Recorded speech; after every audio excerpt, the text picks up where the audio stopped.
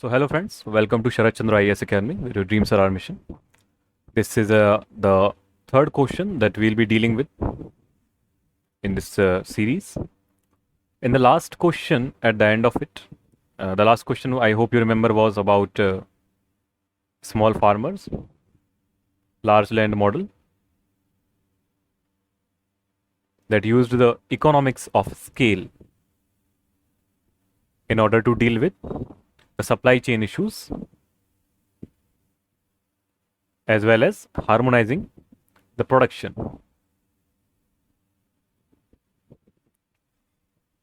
So at the end of that lecture, I discussed about this question, and in this question we'll be dealing with the MSP, the crops for which MSP is offered.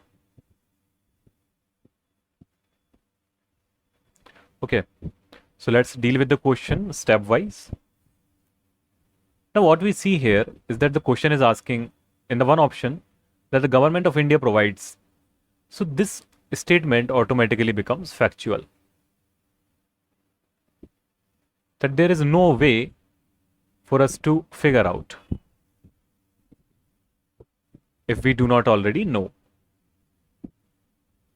And the question is of type that only one or two statements are correct. So if you do not know this fact,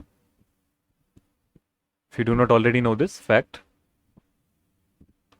then you cannot solve this question. So oftentimes we expect UPSC to give us questions that can be figured out via options, via the use of brain and supporting knowledge. We don't often expect UPSC to give us direct factual basis questions. But this is the reality, that questions like this will come, have come, and will keep on coming.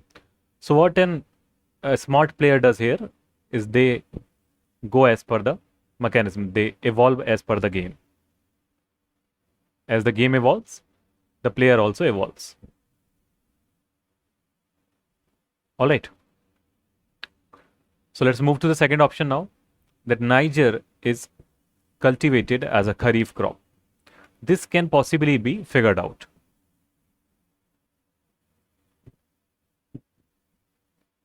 All right. Some tribal people in India use Niger seed oil for cooking. Some. When the statement has some, so even if let's say 100 tribal people somewhere are using Niger oil as cooking, which cannot be denied as a reality, then this statement makes it true. So it is usually to be assumed that when there is some written in any statement, around 70 to 80% of the times it's true. Okay, so we are not sure about this option. We are sure about this option. We can figure out this option. So let's see if this question is attemptable in the further course of action. So this was the news. Cabinet approves minimum support price for kharif crops for marketing season 2021-2022. So let's see which of the kharif crops are there.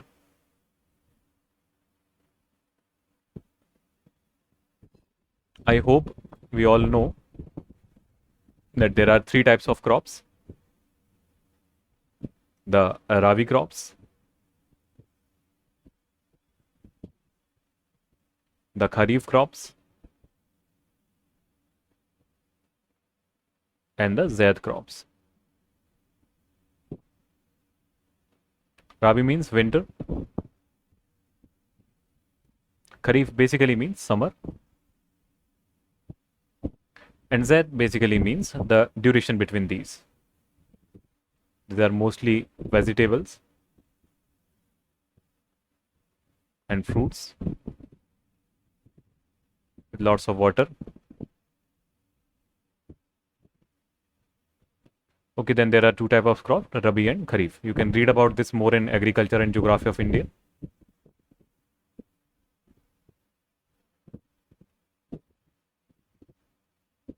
but this is basic knowledge. Everybody must be already knowing. When are they sown? When are they reaped? Etc. etc. Okay. So government has increased the MS. Just a second. Let me change the pen color.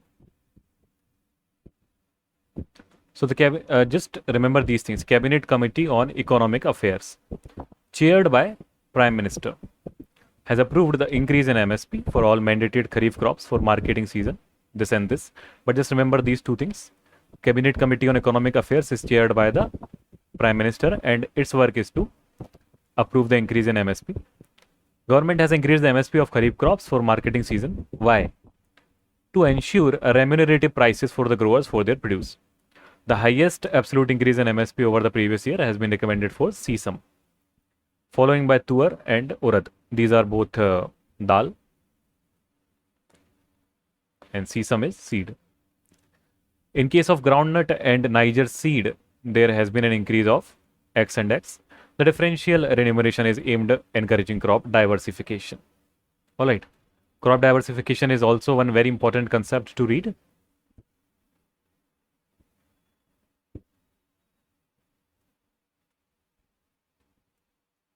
So what does this do? It increases the productivity of soil and keeps the economy going. Okay, we cannot be a sad producer of, let's say, everyone starts growing wheat only. Everybody starts to grow rice only. Then how shall we ensure the stability and diversification? Diversification also controls inflation. The price remains stable. Okay. So let's see which of the crops are included in the Kharif crops and are provided MSP. So there is paddy. Paddy is basically rice. Okay. Jowar, bajra, ragi. Kharif crops, basically they are sown in the summer months, let's say after the summer season, and they are reaped in the winters. When they are reaped in the winters, they become the crops that you eat in winter or consume in winter. So what do you eat in winter? You eat bajra, you eat ragi. Alright, so these are the crops. Maize, tuar, moong. So moong, tuar, urad, these are common dal. They are available all the days around the year. Groundnut, sunflower, soya bean, sesame and Niger seed. So sesame and Niger seed are very important along with the ragi and bajra. The other two crops, one is cotton. Sorry, there is only cotton extra. So must remember which crops are offered MSP. So the important ones are ragi, sesame, bajra, maize, cotton and Niger seed.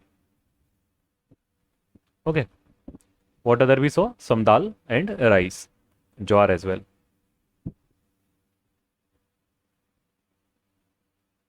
Okay, wheat we can see in the rabi crops. Okay, let's move further. Let's read especially about now the Niger seed. So what is Niger seed?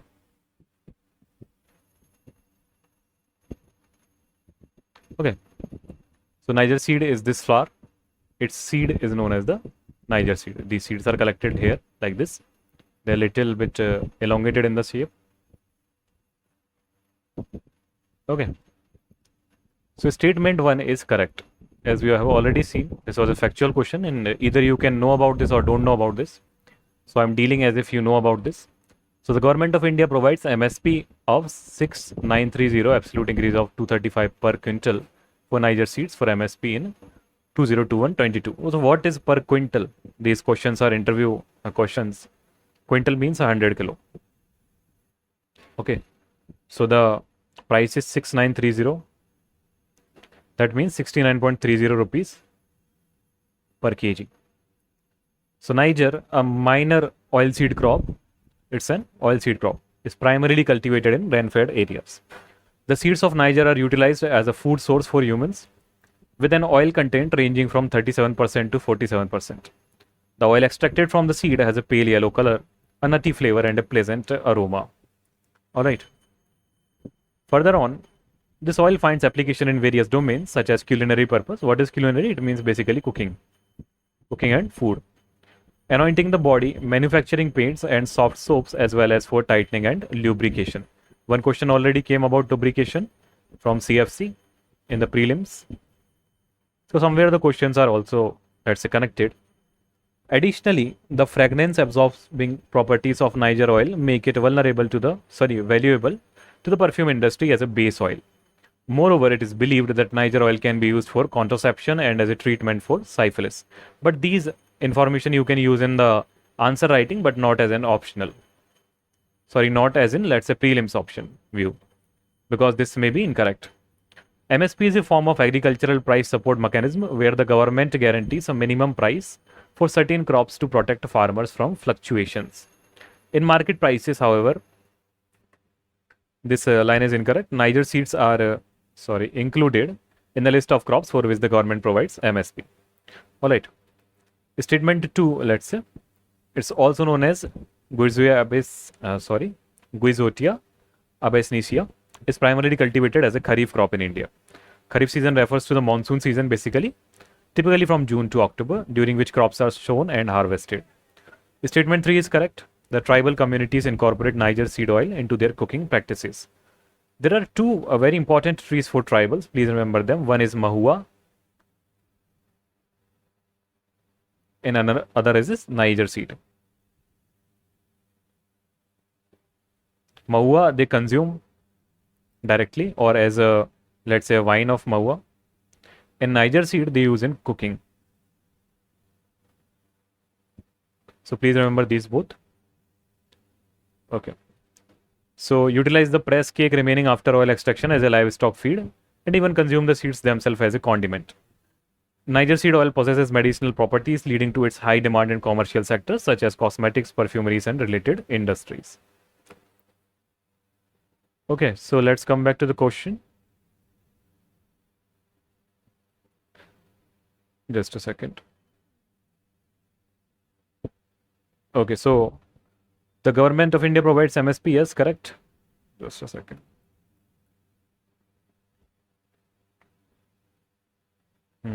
All right. So government provides MSP, yes, correct. It's cultivated as a kharif crop, yes, correct. Some tribal people in India use Niger seed, so this was already correct. So answer is all three. All right. Okay. Let's see about the next question now. So consider the investment in the following assets: brand recognition, inventory, intellectual property, and mailing list of clients. So how many of the above are considered intangible investments? Okay, so let's see about this. So what are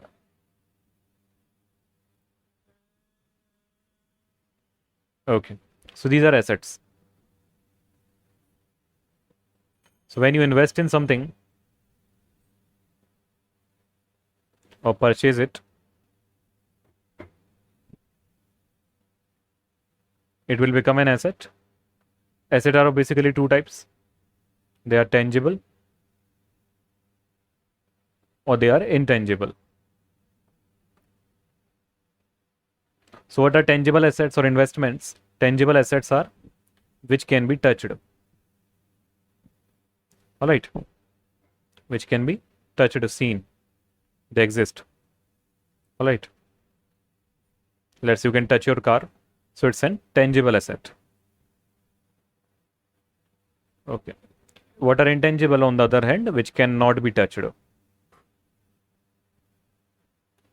Okay. Another thing is what are liabilities, we'll see.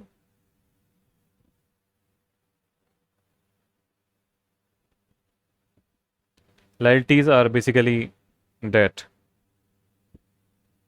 that is taken from someone and the company or the person is responsible to paying it back.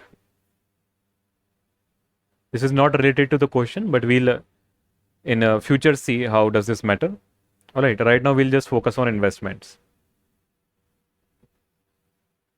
So investment can be liabilities as well. All right. Okay, so assets are often items of value. Business owns the item. That's why they can be treated as investment. They generate revenue for the business, provide long-term benefit. Data the business owes to another entity can be used to purchase assets. Many help financial business operations and are expense of the business. Let's now see about the tangible and intangible assets. So tangible assets or investments are owned by the organizations having monetary value and physical existence. This is the main thing here. Monetarily possible, valuation, collateral acceptance, so they can be accepted as a collateral. All right, and value reduction, they depreciate in the value because of their physical properties. On the other hand, valuation of intangible assets is little difficult. Acceptance, they cannot be accepted as a collateral because of their fluctuating value. Okay, so here on the name of investments, we are essentially talking about the assets. Let's see what assets the question is talking about. Brand recognition. Brand recognition. What is brand recognition? If let's say I talk about Ray-Ban, then you all must be knowing about Ray-Ban and you can associate it with a sunglass. On the other hand, if I talk about Oris, then you may not be knowing what Oris is. Only a special type of people who are interested in watches may be knowing what Oris is. Alright, but if I talk about Rolex, then more people know Rolex than Oris. Okay. So this is brand recognition. Now, it's an investment and an asset as well, but it's not tangible. Okay. You cannot find something that says I am the brand recognition. You can maybe see a number on the Instagram or a Twitter or a Facebook following, but brand recognition cannot come as a person and tell you, hi, I am your brand recognition. So this becomes an intangible asset. All right. I'll move further to inventory. So inventory can be tangible. Let's say this motorcycle brand, let's say Harley Davidson. It says we have 100 bikes in our inventory. So these 100 bikes are physically present there. Okay, they are kept there. All right. Intellectual property. So intellectual property is again intangible. Okay, it can be some technology. It can be some knowledge. It can be a way of seeing things,